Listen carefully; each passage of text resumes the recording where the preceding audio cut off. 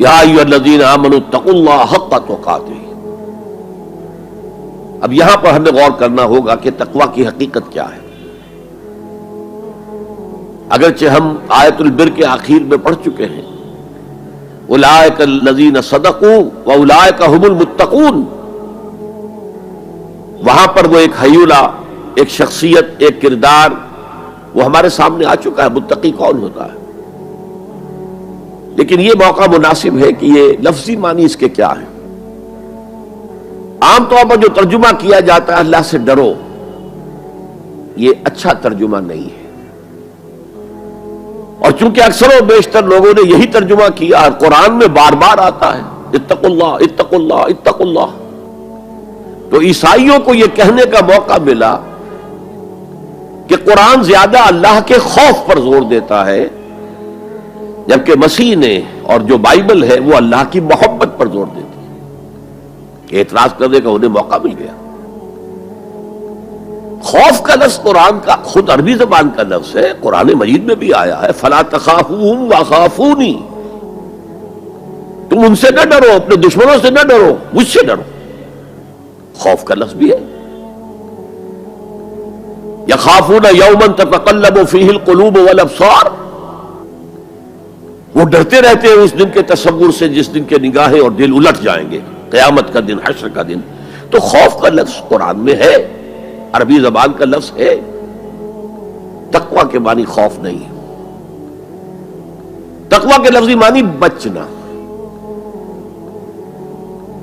دیکھیے وقا یقی وقایتن، اسے کہتے ہیں ثلاثی مجرد، اس میں معنی ہے وقا یقی وقایتن کے کسی کو بچانا، اور آپ بڑی آسانی سے یاد رکھ سکیں گے کہ جو ہماری دعا ہے،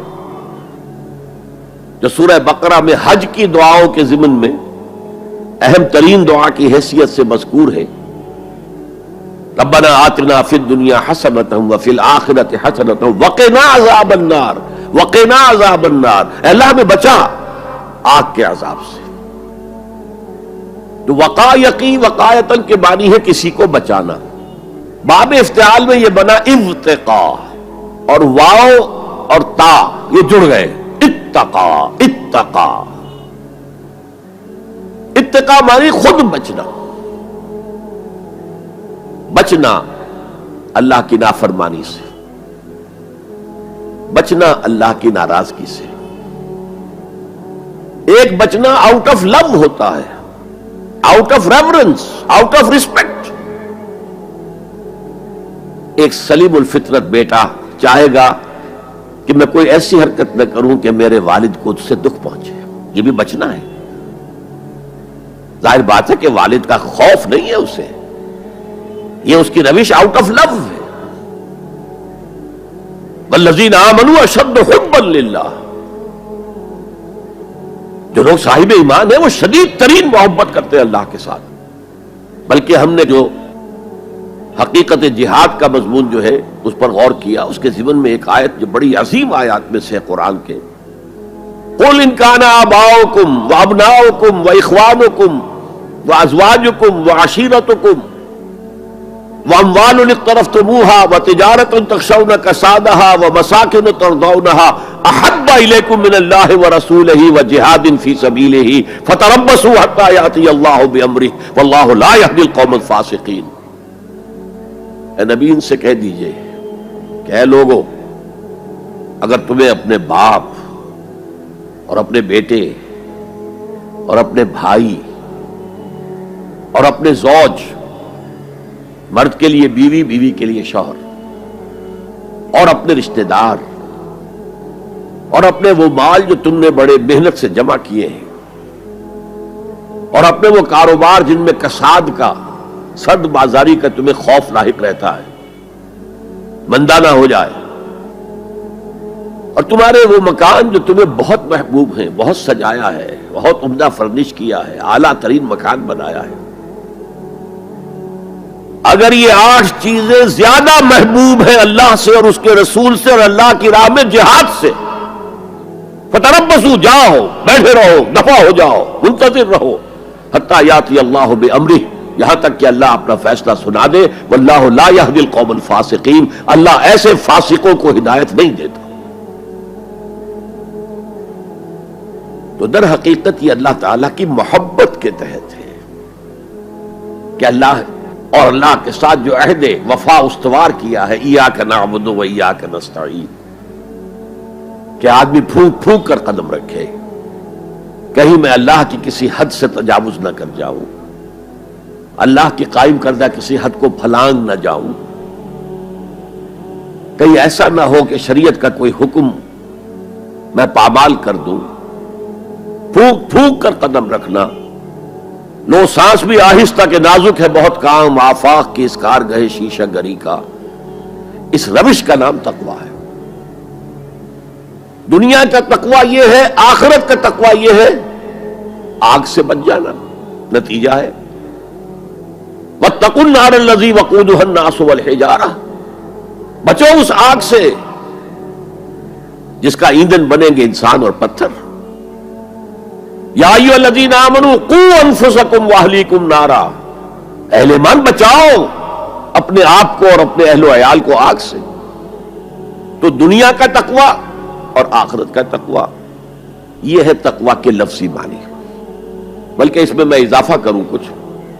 ایک دفعہ حضرت عمر فاروق رضی اللہ تعالی عنہ کی مجلس شورا میں یہ بحث چل نکلی تقویٰ کسے کہتے ہیں، ہاؤ ٹو ڈیفائن تقویٰ. سب حضرات نے اپنی اپنی رائے دی. حضرت ابی ابن کعب رضی اللہ تعالی عنہ ایک انصاری صحابی ہیں جن کے بارے میں حضور نے فرمایا ہے کہ اقرؤہم ابی ابن کعب، میرے صحابہ میں قرآن کا سب سے بڑا جاننے والا ابی ابن کعب ہے. وہ خاموش بیٹھے ہوئے سن رہے تھے باتیں. حضرت عمر نے خاص طور پر کہا ابی آپ نے کچھ نکاح فرمائے. اب انہوں نے کہا کہ امیر المومنین دیکھیے اگر کبھی آپ کو کسی ایسے جنگل میں سے گزرنا پڑے جس میں کوئی پگڈنڈی نہیں ہے، بڑی اونچی اونچی گھاس ہے اور قدم قدم پر خاردار جو ہیں جھاڑیاں ہیں، تو آپ کیسے گزریں گے؟ جسے میں بار بار کہہ رہا ہوں پھونک پھونک کر قدم رکھنا. دیکھ لو کہیں اس گھاس کے اندر یہاں کوئی سانپ جو ہے وہ کنڈلی مارے بیٹھا ہو، تمہارا پاؤں سانپ پر جا پڑے، یا کسی اور موذی جانور کے بل میں پاؤں جا پڑے، یا کہیں تمہارے کپڑے جو ہے وہ کسی جھاڑی کے کانٹوں میں الجھ جائیں. بچ بچ کر نکلنا یہ تقویٰ ہے. یہ زندگی ایک سفر ہے، ہماری منزل آخرت ہے.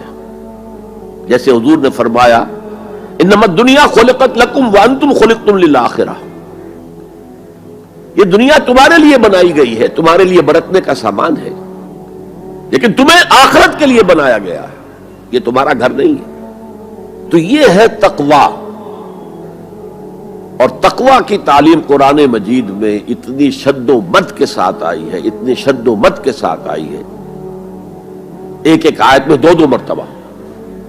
سورۃ النساء کی پہلی آیت یا ایھا الناس اتقوا ربکم الذی خلقکم من نفس واحدۃ وخلق منها زوجها وبث منهما رجالا کثیرا ونساء واتقوا اللہ الذی تساءلون به والارحام ان اللہ کان علیکم رقیبا. ایک آیت میں دو مرتبہ تقویٰ کا حکم. اے لوگو، اے بنی آدم، اپنے اس رب کا تقویٰ اختیار کرو جس نے تمہیں ایک جان سے بنایا، اسی سے اس کا جوڑا بنایا اور ان سے کثیر تعداد میں مردوں اور عورتوں کو زمین میں پھیلا دیا. یہ 600 کروڑ جو انسان آج دنیا میں ہے، یہ سب کون ہے؟ آدم اور حوا کی نسل سے ہیں. پھر اسی آیت میں دوبارہ واتقوا اللہ الذی تساءلون به والارحام، تقویٰ اختیار کرو اس اللہ کا جس کا ایک دوسرے کو واسطہ دیتے ہو. کوئی سائل مانگتا ہے تو اللہ کے نام پر مانگتا ہے. تم میں جا کر اپنے کسی عزیز سے یا دوست سے کہتے ہو کسی کام کے لیے بھائی یہ کام بہت ضروری ہے اللہ کے لیے جلد از جلد اس کام کو کر دو، واسطہ اللہ کا. یا جیسے کہ سورہ حشر میں ایک آیت میں دو دفعہ یا ایھا الذین آمنوا اتقوا اللہ ولتنظر نفس ما قدمت لغد واتقوا اللہ ان اللہ خبیر بما تعملون. اے ایمان والو، اللہ کا تقویٰ اختیار کرو، اور دیکھو کل کے لیے کیا بھیج رہے ہو آگے. تمہارے اعمال جو جا رہے ہیں، جمع ہو رہے ہیں تمہارے نامہ اعمال میں، وہ اعمال کون سے ہیں، اچھے ہیں یا برے ہیں؟ اور اللہ کا تقوی اختیار کرو اور دیکھو، جان لو وہ تمہارے اعمال سے باخبر ہے، بے خبر نہیں ہے. تاہم یہ الفاظ جو ہے میرے نزدیک قرآن مجید میں تقوی کی تاکید کے اعتبار سے انتہائی مؤکد مقام ہے. جیسا کہ میں نے عرض کیا، صحابہ گھبرا گئے، حضور اللہ کے تقوی کا حق کون ادا کر سکتا؟ پھر جب سورہ تغابن کی آیت نازل ہوئی تو ان کے جان میں جان آئی. وہاں فرمایا گیا فاتقوا اللہ ما استطعتم، اللہ کا تقوی اختیار کرو جتنا بھی تمہارے حد استطاعت میں ہے، امکانی حد تک اللہ کا تقوی اختیار کرو. پھر جان میں جان آئی. آدمی اپنے مقدور بھر اپنی ہمت کے مطابق تو کام کر سکتا ہے، لیکن اللہ کا حق ادا کرنا یہ کیسے ممکن؟